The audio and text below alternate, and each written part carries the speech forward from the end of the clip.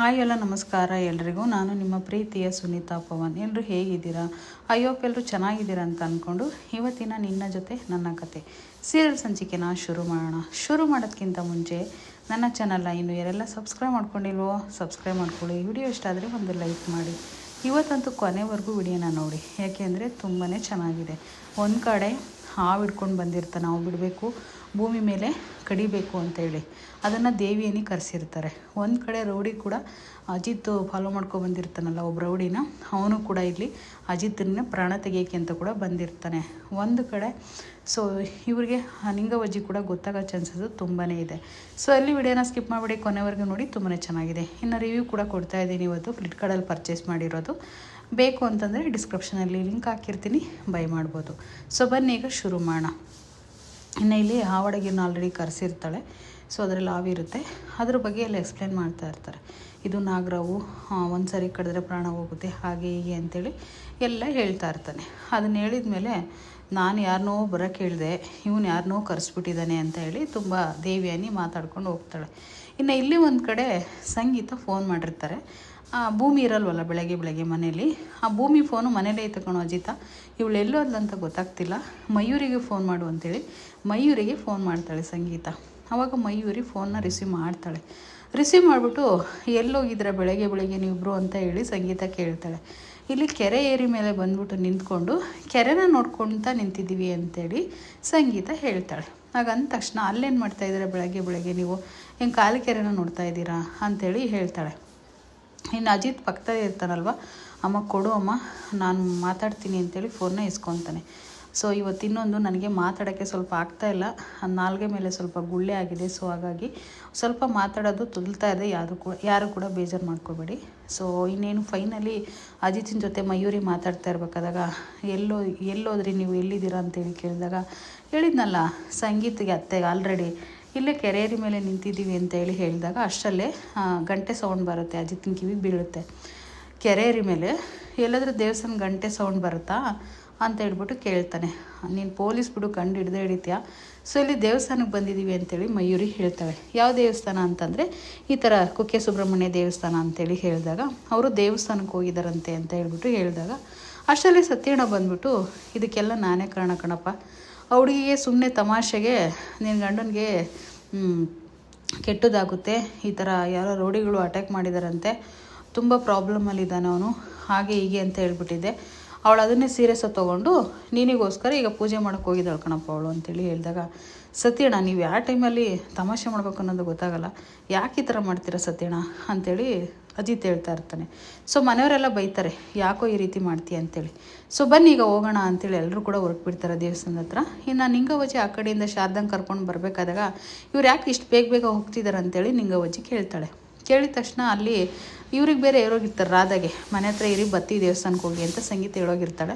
ಅತ್ತೆ ನನಗೂ ಏನು ಹೇಳಲಿಲ್ಲ ಅತ್ತೆ, ದೇವಸ್ಥಾನಕ್ಕೆ ಹೋಗ್ತೀವಂತ ಹೋದರು ಅಂತೇಳಿ ಹೇಳಿದಾಗ ಸರಿ ಆಗಿದ್ದರೆ ನಿನ್ನ ಜವಾಬ್ದಾರಿಗೆ ಶಾರದನ ಬಿಟ್ಟು ಹೋಗ್ತೀನಿ ನಾನು, ಚಂದ್ರಿಕಾ ಕಾರ್ನ ತೆಗಿರಿ ಫಸ್ಟು ಅಂತೇಳಿ ನಾವು ಹೋಗ್ಬೇಕು ದೇವಸ್ಥಾನಕ್ಕೆ ಅಂತ ಅಂದಾಗ ಚಂದ್ರಿಕಾ ಇದ್ಕೊಂಡು ಯಾಕಮ್ಮ ಅಂತ ಹೇಳಿ ಕೇಳಿದಾಗ ನಿನಗೆ ಕಣಿ ಹೇಳ್ಕೊಂಡು ಕೂತ್ಕೋಬೇಕಾ, ತೆಗಿ ಅಂದಮೇಲೆ ತೆಗಿಬೇಕು ಅಂತೇಳಿ ಅವರು ಕೂಡ ಹೊರಟ್ಬಿಟ್ಟು ಬಂದುಬಿಡ್ತಾರೆ. ಇನ್ನು ಒಂದು ಕಡೆ ರಾಧಾ ಶಾರದನ ನಾನು ನೋಡ್ಕೊತೀನಿ ಅಂತ ಹತ್ರ ಹೋದಾಗ ಶಾರದಾ ದೂರ ಹೋಗ್ತಾಳೆ. ಆಯಿತು ದೂರನೇ ಇರಿ, ಆದರೆ ನಿಮ್ಮನ್ನು ಹುಷಾರ ನೋಡ್ಕೊ ಅಂತ ನಮ್ಮ ಅತ್ತೆ ಹೇಳಿದ್ದಾರೆ, ಹುಷಾರ ನೋಡ್ಕೊತೀನಿ ಅಂತ ರಾಧಾ ಕೂಡ ಹೇಳ್ತಾಳೆ. ಇನ್ನು ಇಲ್ಲಿ ಒಂದು ಕಡೆ ಭೂಮಿ ಪೂಜೆನೆಲ್ಲ ಮುಗಿಸಿರ್ತಾಳೆ ಆಲ್ರೆಡಿ, ಅಂದರೆ ನಾಗರಕಲ್ಲಿ ಪೂಜೆ ಮುಗಿಸಿರ್ತಾಳೆ, ದೇವಸ್ಥಾನದಲ್ಲೂ ಪೂಜೆನ ಮುಗಿಸಿರ್ತಾಳೆ. ಸೊ ಈ ತಾಳಿಗೆ ಕುಂಕುಮನ ಹಚ್ಕೊಂಡು ಇನ್ನು ಐನರು ಹೇಳೋಗ್ತಾರೆ, ನಿನ್ನ ಪೂಜೆ ಎಲ್ಲ ಮುಗೀತು ಕಣಮ್ಮ, ಇನ್ನು ಉತ್ತಕ್ಕೆ ಹೋಗಿ ನೀನು ಪೂಜೆ ಮಾಡಬೇಕು, ಅದೊಂದು ಮಾಡಿದರೆ ನಿನ್ನ ಕಂಟಕ ಎಲ್ಲ ಕಳೆದೋಗುತ್ತೆ, ನಿನ್ನ ತಾಳಿಗೆ ಬಂದಿರೋ ಕಂಟಕ ಅಂತೇಳಿ ಹೇಳಿದಾಗ ನೀವು ಬರಲ್ವಾ ಅಂತ ಮಯೂರಿ ಕೇಳ್ತಾಳೆ ಪೂಜಾರಪ್ಪನ. ಇಲ್ಲ ನಾನು ಬರಲ್ಲ ಕಣಮ್ಮ, ನಾನು ದೇವಸ್ಥಾನದಲ್ಲಿ ಇರಬೇಕು, ನೀವು ಹೋಗಿ ಮಾಡಿ ಅಂತೇಳಿ ಹೇಳ್ತಾರೆ. ಸರಿಯಾಗಿದ್ದರೆ ನಾನು ಹೋಗಿ ಮಾಡ್ತೀನಿ ಅಂತ ಹೇಳ್ಬಿಟ್ಟು ಮಯೂರಿ ನನಗೋಸ್ಕರ ಒಂದು ಹೆಲ್ಪ್ ಮಾಡಿಬಿಡ್ತೀಯಾ ಅಂತೇಳಿ ಕೇಳ್ತಾಳೆ. ಅದು ಹೇಳ್ಬಿಟ್ಟಿರ್ತಾಳೆ ಮಯೂರಿ, ಈ ರೀತಿ ಫೋನ್ ಮಾಡಿದರು ಅತ್ತೆ ಅಜಿತು ಎಲ್ಲರೂ ದೇವಸ್ಥಾನಕ್ಕೆ ಬರ್ತಿದ್ದಾರೆ ಅಂತ ಹೇಳ್ಬಿಟ್ಟು. ಹಾಗಾದರೆ ನೀನು ದೇವಸ್ಥಾನ ತುದಿಲೇ ಇದ್ಬಿಡು, ಅವ್ರು ಬಂದಿದ್ದನ್ನ ಏನಾದರೂ ಮ್ಯಾನೇಜ್ ಮಾಡಿ ತಡಿಬೇಕು ಅಂತ ಹೇಳಿ ಹೋಗ್ತಾಳೆ ಯಾರು ಭೂಮಿ. ಇನ್ನು ಒಂದು ಕಡೆ ತುದತ್ರ ಬಂದು ಪೂಜೆ ಮಾಡೋಕ್ಕೆ ಶುರು ಮಾಡಿರ್ತಾಳೆ.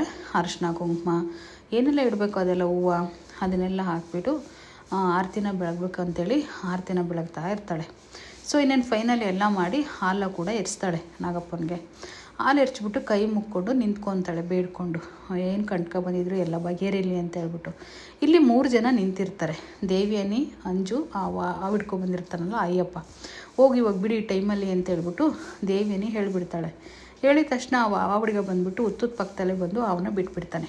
ಬಿಟ್ಟ ತಕ್ಷಣವೇ ಇನ್ನು ಅದು ಮೊದಲೇ ಅಪ್ಪ ಅದನ್ನು ನೋಡಿದ್ರೆ ನನಗಂತೂ ಸಖತ್ ಭಯ ಆಗುತ್ತೆ. ಸೊ ಸೀದಾ ಹುತ್ತದ ಮೇಲೆ ಹೋಗಿ ನಿಂತ್ಬಿಡುತ್ತೆ. ಅವನು ಹುಡುಗ ಅಲ್ಲಿ ಬಿಟ್ಟುಬಿಟ್ಟು ವಾಪಸ್ ಬಂದೇ ಬಿಡ್ತಾನೆ. ಇನ್ನು ಫೈನಲಿ ಅವಳು ಭೂಮಿ ಬೇರೆ ಕಣ್ಣು ಮುಚ್ಕೊಂಡು ನಿಂತಿರ್ತಾಳೆ. ಇನ್ನು ಏನು ನೋಡೋಕ್ಕಾಗುತ್ತೆ, ಯಾರು ಬಿಟ್ಟಿರೋದು ಏನು ಅನ್ನೋದು ಏನೂ ಗೊತ್ತಾಗಲ್ಲ ಅವಳಿಗೆ. ಅದು ಫುಲ್ಲು ಎಡೆ ಎತ್ಕೊಂಡು ನಾಗರಾವು ನಿಂತಿರುತ್ತೆ. ಅವಳು ಕಣ್ಣೇ ಬಿಡೋದಿಲ್ಲ, ದೇವ್ರನ್ನ ಬೇಡ್ಕೊತಾ ಇರ್ತಾಳೆ. ಅದು ನಾಲ್ಗೆ ಸವರ್ಕೊಂಡು ಬುಸ್ಕುಟ್ಕೊಂಡು ನಿಂತಿರುತ್ತೆ. ಅದನ್ನು ಅವಳು ಫೈನಲಿ ಎಲ್ಲ ಬೇಡ್ಕೊಂಡಿದ್ದಾದಮೇಲೆ ಇನ್ನೇನು ಫೈನಲಿ ಕಣ್ಣನ್ನ ಬಿಡಬೇಕು. ಅದು ಸೀದಾ ಹತ್ತತ್ರ ಹೋಗ್ತಲೇ ಇರುತ್ತೆ. ಅವಳು ಇನ್ನೇನು ಚುಚ್ಚಬೇಕು, ಹತ್ತತ್ರ ಹೋಗ್ತಲೇ ಇರುತ್ತೆ. ಇನ್ನು ಇಲ್ಲಿ ಎಲ್ಲರೂ ಕೂಡ ಎಂಟ್ರಿ ಆಗಿಬಿಟ್ರು ಒಳಗಡೆ. ಶ್ರವಣ ಆಗಿರ್ಬೋದು, ರಾಮಣ್ಣ, ಸಂಗೀತ ಎಲ್ಲರೂ ಕೂಡ. ಅದನ್ನು ನೋಡಿ ಮಯೂರಿ ಇವರು ಇಷ್ಟು ಜನನೂ ಬಂದಿದ್ದಾರೆ ಅಂದಮೇಲೆ ನಾನಂತೂ ಸಿಗಾಕೊಳ್ತೀನಿ, ಇವ್ರಿಗೆಲ್ಲ ಪ್ರಶ್ನೆಗೆ ಉತ್ತರ ಕೊಡೋಕ್ಕೆ ಆಗೋದಿಲ್ಲ ಅಂಥೇಳಿ ಅವಳೊಂದು ಮರಿಗೆ ಹೋಗ್ಬಿಡ್ತಾಳೆ. ಇವತ್ತು ನಾನು ಪ್ರಾಡಕ್ಟ್ನ ತೋರಿಸ್ತಿರುವಂಥದ್ದು ಬಂದುಬಿಟ್ಟು ಒಂದು ಜೀನ್ಸ್ ಟಾಪು, ಓಕೆನಾ. ಇದರ ಪ್ರೈಸು 200 ರೂಪೀಸ್ ಅಷ್ಟೇ. ಅದರಲ್ಲಿ ಕಲರ್ ಆಪ್ಷನ್ ಬಂದ್ಬಿಟ್ಟು 5 ಕಲರ್ಸ್ ಇರುತ್ತೆ. ಅದರಲ್ಲಿ ನಾನು ಈ ಕಲರ್ ತುಂಬ ಇಷ್ಟ ಆಯಿತು. ಲ್ಯಾವೆಂಡರ್ ಕಲರ್ಗೆ ಒಂಥರ ವೈಟ್ ಫ್ಲವರ್ ಬಂದಿತ್ತು. ಇದನ್ನು ಬೈ ಮಾಡಿದ್ದೆ. ಇದು ಫ್ಲಿಪ್ಕಾರ್ಟಲ್ಲಿ ನಾನು ತೊಗೊಂಡಿದ್ದು. ನಿಜವಾಗೂ ಸಮ್ಮರ್ಗಂತೂ ಮಾಡಿಸಿರುವಂಥ ಬಟ್ಟೆ ಅಂತಲೇ ಹೇಳ್ಬೋದು. ಯಾಕೆಂದರೆ ಪ್ಯೂರ್ ಕಾಟನ್ ಆಗಿರುತ್ತೆ ಇದು. ಆ್ಯಕ್ಚುಲಿ ಸೂಪರಾಗಿರುತ್ತೆ. ಸೈಜ್ ಬಂದ್ಬಿಟ್ಟು ಇದರಲ್ಲಿ ಎಸ್ಸಿಂದ XXL ಸೈಜ್ವರೆಗೂ ಅವೈಲೇಬಲ್ ಇದೆ. ನಾನು ಯಾವಾಗಲೂ ಬುಕ್ ಮಾಡ್ಕೊಳ್ಳೋದು ಎಲ್ಲೂ ನನಗೆ ಪರ್ಫೆಕ್ಟಾಗಿ ಆಗುತ್ತೆ ಸೈಜು. ನಾನು ಯಾವಾಗಲೂ ತೊಗೊಳ್ತೀನಿ. ಕ್ವಾಲಿಟಿ ಅಂತೂ ನಿಜವಾಗೂ ಸಕ್ಕತ್ತಾಗಿದೆ. ನೋಡಿ ಹಾಕ್ಕೊಂಡಿದ್ದೀನಿ ನಾನು, ಎಷ್ಟು ಚೆನ್ನಾಗಿ ಕಾಣಿಸ್ತಿದೆ ಅಂಥೇಳಿ.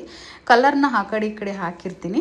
ಯಾರಿಗೆ ಯಾವ ಕಲರ್ ಬೇಕೋ ಅದನ್ನ ಆರಾಮಾಗಿ ಬುಕ್ ಮಾಡ್ಕೊಳ್ಳಿ. ಬುಕ್ ಮಾಡ್ಕೊಳ್ಳೋದು ಹೇಗೆ ಅಂತಂದರೆ ನಾನು ಡಿಸ್ಕ್ರಿಪ್ಷನಲ್ಲಿ ಲಿಂಕ್ನ ಹಾಕಿರ್ತೀನಿ. ಸೊ ಲಿಂಕ್ನ ಓಪನ್ ಮಾಡಿದ್ರೆ ಸೀದಾ ಫ್ಲಿಪ್ಕಾರ್ಟ್ಗೆ ಕರ್ಕೊಂಡು ಹೋಗುತ್ತೆ. ಅದರಲ್ಲಿ ನಿಮ್ಗೆ 5 ಕಲರ್ ಇರುತ್ತೆ. ಅದರಲ್ಲಿ ನಿಮ್ಗೆ ಯಾವ್ದು ಬೇಕೋ ಆ ಕಲರ್ನ ಆರಾಮಾಗಿ ಬೈ ಮಾಡ್ಕೊಳ್ಳಿ. ಬರೀ 200 ರೂಪೀಸ್ಗೆ ಅಷ್ಟೇನೆ. ಇನ್ನೊಂದು ವಿಷಯ ಹೇಳ, 5 ಕಲರ್ನೂ ಬೈ ಮಾಡ್ಬೋದು ನೀವು. ಏಕೆಂದರೆ ಎಲ್ಲ ಡಿಸೈನ್ಸು ಚೇಂಜ್ ಇರುತ್ತೆ. ಆರಾಮಾಗಿ ಸಮ್ಮರ್ಗೆ ಕಾಲೇಜ್ ಹುಡುಗಿಯರ್ಗಾಗಿರ್ಬೋದು, ಸೊ ಡೈಲಿ ನೈಟು ನಾವು ಹಾಕ್ಕೊಳ್ತೀವಿ ಈ ಥರ ಟಾಪ್ಸ್ ಎಲ್ಲ ಅಂತ ಅನ್ನೋರ್ಗಾಗಿರ್ಬೋದು, ಪ್ರತಿಯೊಂದಕ್ಕೂ ತುಂಬ ಚೆನ್ನಾಗಿರುತ್ತೆ. ನಾನು ಈ ಥರ ಡ್ರೆಸ್ಸಸ್ ಎಲ್ಲ ಪ್ಲಾಜಾಗಿ ವೇರ್ ಮಾಡ್ತೀನಿ, ಜೀನ್ಸ್ಗೆಲ್ಲ ಏನು ವೇರ್ ಮಾಡೋದಿಲ್ಲ. ಸೊ ತುಂಬ ಚೆನ್ನಾಗಿತ್ತು ಅಂತಲೇ ಹೇಳ್ಬೋದು. ಕ್ವಾಲಿಟಿ ತುಂಬ ಚೆನ್ನಾಗಿ ಕೂಡ ಕಾಣಿಸುತ್ತೆ. ಫ್ರಂಟಲ್ಲಿ ನೆಕ್ನ ಸ್ವಲ್ಪ ಡೀಪ್ ಕೊಟ್ಬಿಟ್ಟು ಒಂಚೂರು ಸೈಡ್ ಓಪನ್ ಕೊಟ್ಟು, ಟಾಪು ಸೈಡಲ್ಲಿ ಒಂಚೂರು ಓಪನ್ ಇರುತ್ತೆ. ಅದು ತುಂಬ ಲುಕ್ಕಾಗಿ ಕಾಣಿಸ್ತಿದೆ ಆ್ಯಕ್ಚುಲಿ ಹೇಳಬೇಕು ಅಂತಂದರೆ. ಕ್ವಾಲಿಟಿ ಅಂತೂ ತುಂಬಾ ಇಷ್ಟ ಆಯಿತು. ಯಾರಿಗೆ ಅಂದರೂ ಬೇಕಂದರೆ ಬೈ ಮಾಡ್ಕೊಳ್ಳಿ. ಸೊ ಇನ್ನೇನು ಇಲ್ಲಿ ಫೈನಲಿ ಅಜಿತ್ ಕೂಡ ಬಂದಾಯಿತು ಒಳಗಡೆ. ಮಯೂರಿ ಒಂದು ಕಡೆ ಬಚ್ಚಿಟ್ಕೊಂಡ್ಲು ಹೋಗಿ. ನಾನು ಇವರೆಲ್ಲರಿಗೂ ಆನ್ಸರ್ ಮಾಡೋಕ್ಕಾಗಲ್ಲ ಅಂತ ಹೇಳ್ಬಿಟ್ಟು. ಇನ್ನು ಅದೆಲ್ಲ ಆದಮೇಲೆ ಇವನು ಏನು ಮಾಡ್ತಾನೆ ಅಂದರೆ, ಅಜಿತು ಒಳಗಡೆ ಹೋಗಿರೋನು ಮತ್ತೆ ಹೊರಗಡೆ ಬರ್ತಾನೆ ಡೌಟ್ ಬಂದು. ಇಲ್ಲಿ ಅವನು ಯಾರು ತಪ್ಪಿಸ್ಕೊಂಡು ಬಂದಿದ್ನೋ ಅವ್ನು ಸಿಕ್ಬಿಡ್ತಾನೆ. ಇನ್ನು ಇಲ್ಲಿ ಒಂದು ಕಡೆ ಭೂಮಿ ದೇವ್ರಿಗೆ ಕೈ ಮುಕ್ಕೊಂಡು ನಿಂತಿರ್ತಾಳಲ್ವ, ಇವರು ಇನ್ನು ಹೋಗಿ ಕಸ್ತೆ ಇಲ್ಲ ಅಂಥೇಳಿ ಕೇಳ್ತಲೇ ಇರ್ತಾರೆ ದೇವಿಯನಿ ಅವರು. ಅದು ಸುಮ್ಮನೆ ನಿಂತಿರುತ್ತೆ. ಇಲ್ಲಿ ಇನ್ನು ಅಜಿತ್ ಕೈಗೆ ಸಿಕ್ಕೇ ಬಿಡ್ತಾನೆ ಇವನು.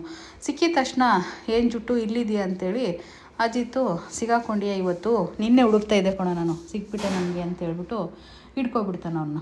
ಹಿಡ್ಕೊಂಡು ಚೆನ್ನಾಗಿ ಹೊಡಿತಾನೆ. ಚೆನ್ನಾಗಂದ್ರೆ ಅಷ್ಟಿಷ್ಟು ಹೊಡೆಯೋದಿಲ್ಲ, ಸಿಕ್ಕಾಬಿಟ್ಟೆ ಫೈಟ್ ಆಗಿಬಿಡುತ್ತೆ ಅಲ್ಲೊಂದು ಸಣ್ಣದಾಗೆ.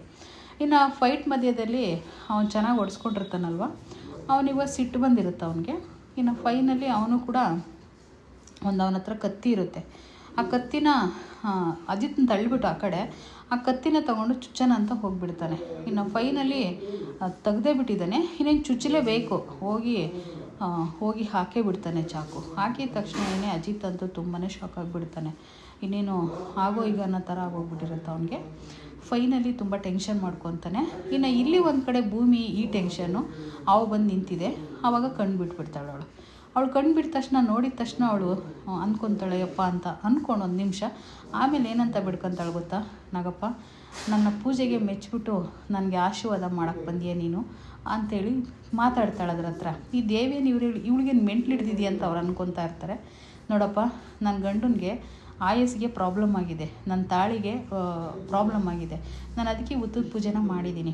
ಈಗಪ್ಪ ನನ್ನ ಗಂಡನ ಪ್ರಾಣ ಉಳಿಸ್ಬಿಟ್ಟು ನನ್ನ ಪ್ರಾಣನ ತಗೋ, ನೀನು ನನ್ನ ಕಚ್ಚಿಬಿಡು, ನಾನು ಆರಾಮ ನಿನ್ನ ಮಡ್ಲಲ್ಲಿ ಬಂದು ಮಲ್ಕೊತೀನಿ ಅಂಥೇಳಿ ಬೇಡ್ಕೊತಾಳೆ.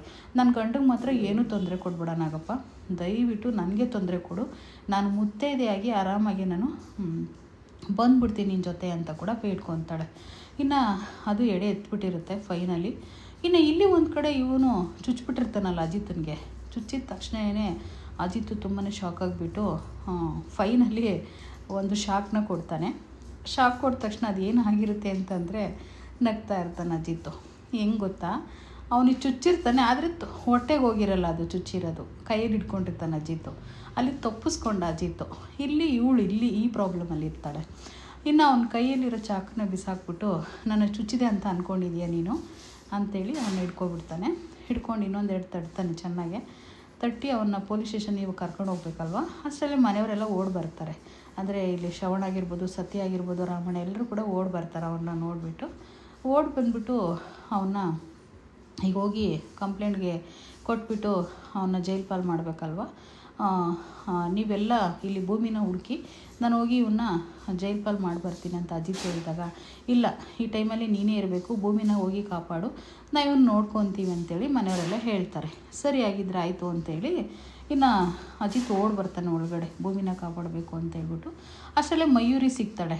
ಮಯೂರಿ ಏನಾಯ್ತಂತ ಹೇಳು, ಎಲ್ಲೋದ್ದು ಭೂಮಿ ಅಂತ ಅಂದಾಗ ಅಲ್ಲಿ ಪೂಜೆ ಮಾಡ್ತಿದ್ದಾಳೆ ಅಂತೇಳಿ ಸುಳ್ಳು ಹೇಳ್ತಾಳೆ ಅವಳು. ಅದೇನಾಯ್ತಂತ ಕರೆಕ್ಟಾಗಿ ಹೇಳು ಮಯೂರಿ ಅಂತಂದಾಗ, ಏನಿಲ್ಲ ಮನ್ಮಥ, ನಿನಗೆ ಚೆನ್ನಾಗಿರಲಿ ನಿನ್ನ ಜೀವನ, ನಿನಗೇನು ಪ್ರಾಬ್ಲಮ್ ಆಗಬಾರ್ದು, ಅಪಾಯ ಆಗಬಾರ್ದು ಅಂತ ಅವಳು ಹುತ್ತದ ಪೂಜೆ ಮಾಡ್ತಿದ್ದಾಳೆ ಅಂತ ಹೇಳಿದಾಗ ತುಂಬಾ ಖುಷಿಯಾಗ್ಬಿಡುತ್ತೆ. ಒಂದು ಕಡೆ ದುಃಖ ಆಗುತ್ತೆ ಅಜಿತ್ನಿಗೆ. ಇನ್ನು ಫೈನಲಿ ಹುಡ್ಕೊಂಡು ಬರ್ತಾ ಇರ್ತಾನೆ. ಹುಡ್ಕೊಂಡು ಬರಬೇಕಾದಾಗ ಅಜ್ಜಿ ಹಾಗೆಯೇ ಕೇಶವ, ಇಲ್ಲಿ ಚಂದ್ರಿಕಾ ಅವರು ಕೂಡ ಒಂದು ಕಡೆ ಬರ್ತಾ ಇರ್ತಾರೆ ಮಾತಾಡಿಕೊಂಡು. ಅಮ್ಮ ಯಾರನ್ನ ಮೀಟ್ ಮಾಡಬೇಕಮ್ಮ ಅಂತ ಕೂಡ ಕೇಳ್ತಾ ಇರ್ತಾನೆ ಕೇಶವ. ಇಲ್ಲೊಬ್ಬರನ್ನ ಮೀಟ್ ಮಾಡಬೇಕಂತ ಅಜ್ಜಿ ಬರ್ತಾ ಇರ್ತಾಳೆ, ಅಂದರೆ ನಿಂಗವಜ್ಜಿ.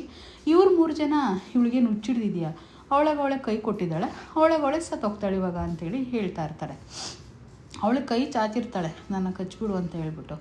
ಇನ್ನು ಇವರು ಕಚ್ಬಿಡ್ತೈತೆ ಬಿಡಿ, ಇವಾಗ ಹೊರಟೋಗ್ಬಿಡ್ತಾಳೆ, ಅವಳು ಬದುಕೋದಿಲ್ಲ ಅಂತ ತುಂಬ ಖುಷಿಯಾಗಿಬಿಡ್ತಾರೆ. ಯಾರ್ಯಾರು, ದೇವ್ಯಾನಿ, ಆ ಅಜ್ಜ, ಹಾವು ಹಿಡ್ಕೊಂಡು ಬಂದಿರೋ ಅಜ್ಜ ಮತ್ತು ಅಂಜು. ಮಾಮ್ ಇವ್ಳಿಗೇನು ಮೆಂಟ್ಲ ಮಾಮ್, ಅಲ್ಲಿ ಇವ್ಳಿಗೇನಾದ್ರು ಮೆಂಟ್ಲ, ಇನ್ನೊಬ್ರಾದ್ರೆ ಎದ್ರುಕೊಂಡು ಓಡೋಗಿರೋರು, ಇವಳು ನೋಡಿದ್ರೆ ಕಚ್ಚು ಅಂತ ಕೈ ಹಿಡ್ಕೊಂಡಿದ್ದಾಳಲ್ಲ ಮಾಮ್ ಅಂತ ಅಂಜು ಹೇಳ್ತಾ ಇರ್ತಾಳೆ.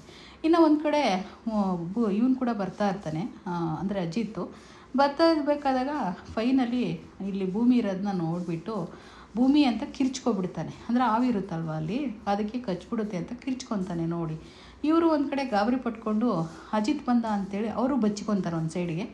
ಇಲ್ಲಿ ಹಾವು ಕೂಡ ಇವಳು ಕೈಗೆ ಕಚ್ಬಿಡ್ತು ಅಂತೇಳಿ ಅವನು ಕೂಡ ಕಿರ್ಚ್ಕೊತಾನೆ ಒಂದು ಸೈಡ್ಗೆ. ಆದರೆ ಇಲ್ಲಾಗಿರೋದೇನು ಗೊತ್ತಾ, ಅವಳು ಕೂಡ ಕಸ್ತೇನೋ ಅಂತ ಹೇಳಿ ಅಮ್ಮ ಅಂತ ಅರಿಸ್ತಾಳೆ. ಆದರೆ ಕೈ ನೋಡ್ಕೊತಾಳೆ, ಅದರಲ್ಲಿ ಕುಂಕುಮ ಬಿದ್ದಿರುತ್ತೆ ಆ್ಯಕ್ಚುಲಿ. ಆವಾಗ ಹುತ್ತದ ಕಡೆ ನೋಡಿದ ತಕ್ಷಣ ಹಾವಲ್ಲಿರೋದಿಲ್ಲ, ಅಂದರೆ ನನಗೆ ಮುತ್ತೈದೆತನ ಕೊಟ್ಟು ಆಶೀರ್ವಾದ ಮಾಡಿ ಹೋಗಿದೆ ನಾಗಪ್ಪ ಅಂತೇಳಿ ತುಂಬಾ ಖುಷಿ ಪಡ್ತಾಳೆ. ಇನ್ನು ಫೈನಲಿ ಇಲ್ಲಿ ಅಜಿತ್ ಬಂದುಬಿಟ್ಟು, ಭೂಮಿ ಈ ಥರ ಎಲ್ಲ ಯಾಕೆ ಮಾಡ್ತೀನಿ ನೀನು ಅಂದಾಗ, ಸಾಹೇಬ್ರೆ ಇನ್ಮೇಲೆ ನಿಮ್ಗೇನೂ ಆಗೋಲ್ಲ ಸಾಹೇಬ್ರೆ, ನೋಡು ನಾಗಪ್ಪ ಬಂದುಬಿಟ್ಟು ನನಗೆ ಆಶೀರ್ವಾದ ಮಾಡೋಗಿದೆ, ಇನ್ನು ತುಂಬ ಚೆನ್ನಾಗಿರುತ್ತೆ, ನಿಮಗೇನು ಪ್ರಾಬ್ಲಮ್ ಆಗೋಲ್ಲ, ನನ್ನ ಮಾಂಗಲ್ಯನ ನಾನು ಕಾಪಾಡ್ಕೊಬಿಟ್ಟೆ ಅಂತೇಳಿ ಖುಷಿ ಪಡ್ತಾ ಇರ್ತಾಳೆ. ಅಷ್ಟರಲ್ಲಿ ಹೇಳಿದ್ರಲ್ವ ಒಬ್ಬರು ಗುರುಗಳು, ನೀನು ಗಟ್ಟಿಯಾಗಿದೆ ಕಣಮ್ಮ, ಇನ್ನು ಹೆದರ್ಕೋಬೇಡ, ನಿನಗೆ ದೇವರೇ ಬಂದು ಆಶೀರ್ವಾದ ಮಾಡೋಗಿದೆ, ಇನ್ನೇನು ಭಯ ಇಲ್ಲ ನಿನಗೆ, ನಿನ್ನ ಅವ್ರ ವ್ರತ ಪೂರ್ತಿ ಆಯಿತು ಅಂತೇಳಿ ಆ ಗುರುಗಳು ಕೂಡ ಹೇಳಿ ಆಶೀರ್ವಾದ ಮಾಡ್ತಾರೆ. ಇನ್ನು ಮನೆಯವರೆಲ್ಲ ಬಂದಿರ್ತಾರೆ ಅಲ್ಲಿಗೆ. ತುಂಬ ಖುಷಿಯಾಗ್ಬಿಡುತ್ತೆ ನೋಡಿ. ಒಂದು ಮಾತು ಈ ವಿಡಿಯೋ ಮುಖಾಂತರ ಹೇಳೋದೇನು ಅಂದರೆ, ಒಳ್ಳೆಯವ್ರಿಗೆ ಯಾವತ್ತೂ ದೇವರು ಕೆಟ್ಟದ್ದು ಮಾಡಲ್ಲ ಅನ್ನೋದು ಒಂದು ಉದಾಹರಣೆ ಅಷ್ಟೇ. ಸೊ ಅವಳಿಗೆ ಕೆಟ್ಟದ್ದು ಆಗಲೇ ಇಲ್ಲ ಇಲ್ಲಿ. ಬೇರೆಯವ್ರು ಎಷ್ಟೇ ಕೆಟ್ಟದ್ದು ಬಯಸಿದ್ರು ಕೂಡ ಅವಳಿಗೆ ಒಳ್ಳೆಯದೇ ಆಯಿತು, ದೇವ್ರು ಕಾಪಾಡ್ದ. ಸೊ ಫೈನಲಿ ಇವತ್ತಿನ ಸಂಚಿಕೆ ಇಲ್ಲಿಗೆ ಎಂಡ್ ಮಾಡ್ತಾಯಿದ್ದೀನಿ. ನಾಳೆ ನಿಂಗವಜ್ಜಿ ಹತ್ರ ಏನೇನಿದೆಯೋ ಗೊತ್ತಿಲ್ಲ, ಏಕೆಂದರೆ ಎಲ್ಲರೂ ಕೂಡ ಕಲ್ತಿರ್ತಾರೆ ಇಲ್ಲಿ. ಅವಳು ತಾಳಿ ಕೂಡ ಹಾಕ್ಕೊಂಡು ಸೀರೆ ಕೂಡ ಉಟ್ಕೊಂಡಿರ್ತಾಳೆ. ನಿಂಗವಜ್ಜಿ ನೋಡ್ತಾಳೆ ಅದನ್ನ. ಇನ್ನು ಚಂದ್ರಿಕಾ ಅಂತೂ ಅವಳ ಮೇಲೆ ಕಣ್ಣು ಇದ್ದೇ ಇರುತ್ತೆ. ನೋಡೋಣ ನಾಳೆ ಏನಾಗುತ್ತಂತ. ವಿಡಿಯೋ ನೋಡಿರೋರಿಗೆಲ್ಲ ಥ್ಯಾಂಕ್ ಯು.